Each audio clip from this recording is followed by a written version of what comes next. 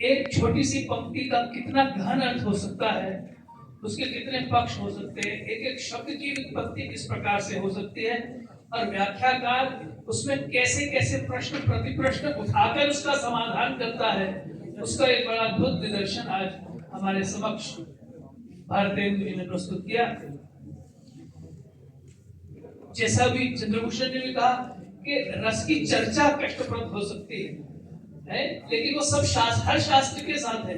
मैं समझता हूँ, मैं धर्मशास्त्र का बड़ा अपने आप को समर्थक मानता हूँ, लेकिन जब धर्मशास्त्र, और मुझे लगता है धर्मशास्त्र बड़ा व्यावहारिक चीज, हरेक को पता होना चाहिए, हरेक की समझ में आना चाहिए, लेकिन जब उसकी गहराई में उतरते हैं तो खुद ही समझ में नहीं आता, तब उसकी कठिनता का बोध होता है। क्योंकि हर शास्त्र जब तक आम आदमी के स्तर पर बात कही जाती है तब तक वो लोकप्रिय बात होती है और लोकानुकूल बात होती है, लेकिन जब शास्त्र में आ जाती है तो उसकी गहराई गंभीरता बहुत अधिक बढ़ती चली जाती है।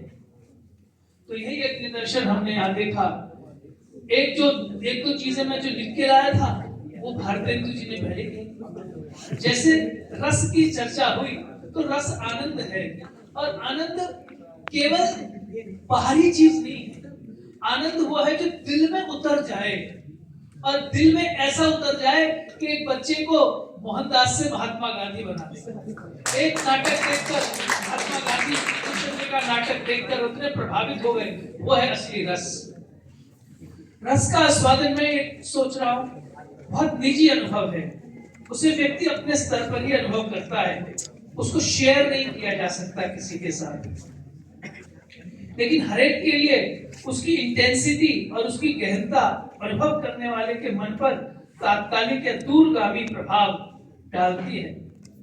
हमारे भारतेंदु जी वाणी और अर्थ दोनों से रस का सर्जन करने में बड़े सक्षम हैं, बड़े अद्भुत कवि भी हैं और विद्वान तो हैं। इनका हर वाक्य रसात्मक होने के कारण काव्य की कोटि में आ जाता है।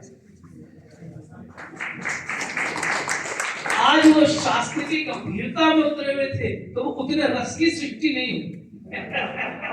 और ना चाहे हिंदी बोलते हैं चाहे संस्कृत बोलते हैं, ऐसी चमत्कारी भाषा होती है कि हम लोग अवाक रहकर सुनते रहते हैं। अंत में धन्यवाद प्रस्ताव तो है। शैलेंद्र मोहन मेरे समकालीन छात्र हैं, कॉलेज के समय से ही बड़े मधुर सौम्य विनम्र स्वभाव के रहे हैं। शैलेंद्र की बेटी ने भी हमारे विभाग से संस्कृत में ऑनर्स किया है।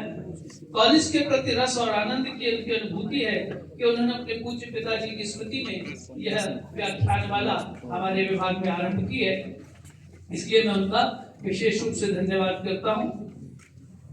औपचारिक रूप से धन्यवाद करने की आवश्यकता शायद नहीं है, फिर भी अब विभाग का वृत्त होने के नाते मैं चंद्रभूषण और पंकज को भी बहुत बहुत सफल नेतृत्व के लिए बधाई देता हूँ। अपने सभी छात्रों को उनके श्रम और निष्ठा के लिए बधाई देता हूँ और धन्यवाद देता हूँ, और आशा करता हूँ कि हमारा विभाग इसी प्रकार से उत्तम आयोजन सबके आपसी सहयोग और स्नेह भाव से करता रहेगा। धन्यवाद।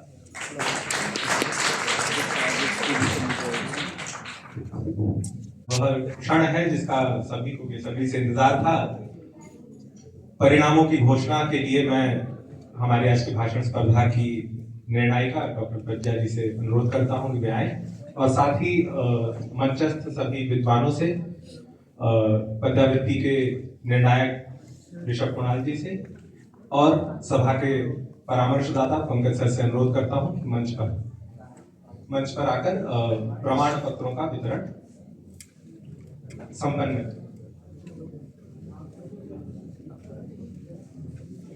अपनी विद्वत आभा से इस मंच को भूषित करने वाले आदरणीय सभी आचार्यगण एवं सभी प्रिय प्रतिभागी, आज यहाँ प्रवृत्त हुए आपके वागर्थ की प्रतिपत्ति की घोषणा का समय है।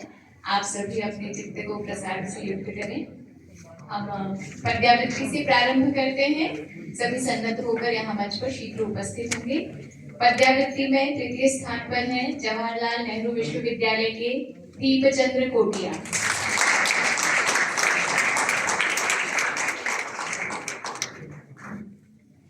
पद्यावृत्ति स्पर्धा के निर्णायक भी मंच पर उपस्थित हैं।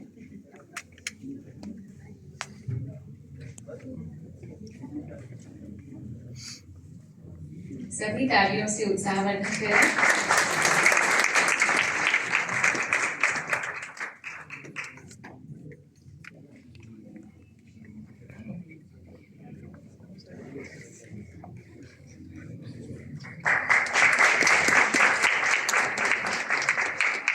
द्वितीय स्थान पर है दिल्ली विश्वविद्यालय के संस्कृत विभाग से प्रेमजीत।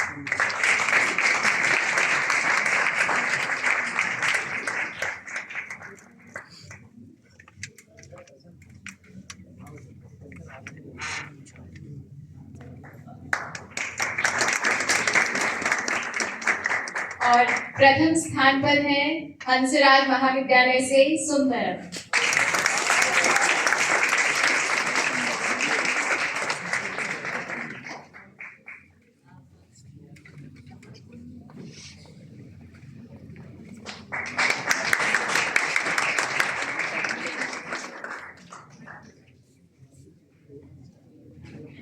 भाषण प्रतियोगिता के संदर्भ में तृतीय स्थान 2 व्यक्ति साझा कर रहे हैं। सेंट स्टीफंस महाविद्यालय के संस्कृत विभाग की दोनों छात्राएं तन्वी बंसल एवं सुकृति आर्या।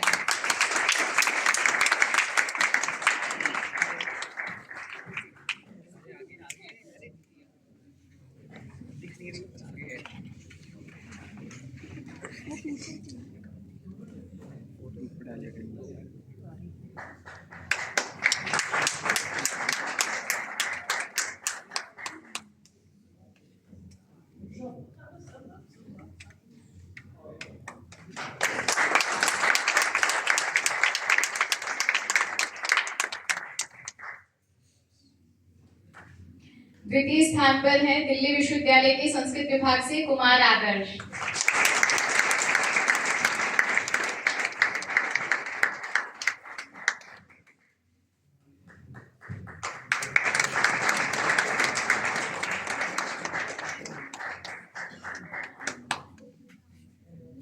प्रथम स्थान पर है यहीं के पूर्व छात्र, वर्तमान में जवाहरलाल नेहरू विश्वविद्यालय के छात्र धर्मेंद्र कुमार।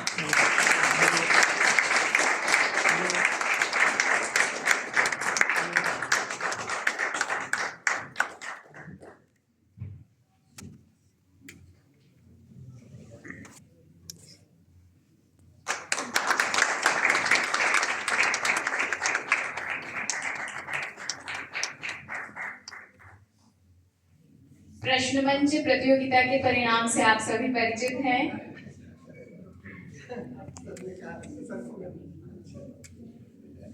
प्रश्न मंच स्पर्धा में तृतीय स्थान पर है हिंदू महाविद्यालय का दल मृत्युंजय एवं नारायण राम।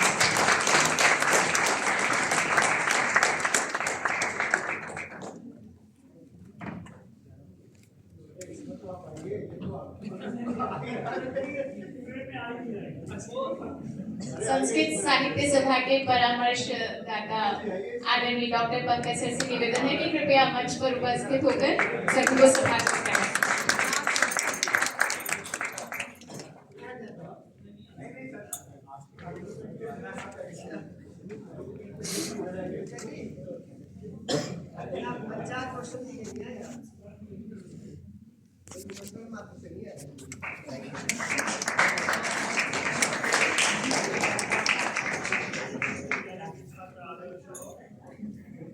प्रश्न मंच में द्वितीय स्थान पर हैं दिल्ली विश्वविद्यालय संस्कृत विभाग के छात्र कुमार आदर्श एवं वासुकीनाथ झा।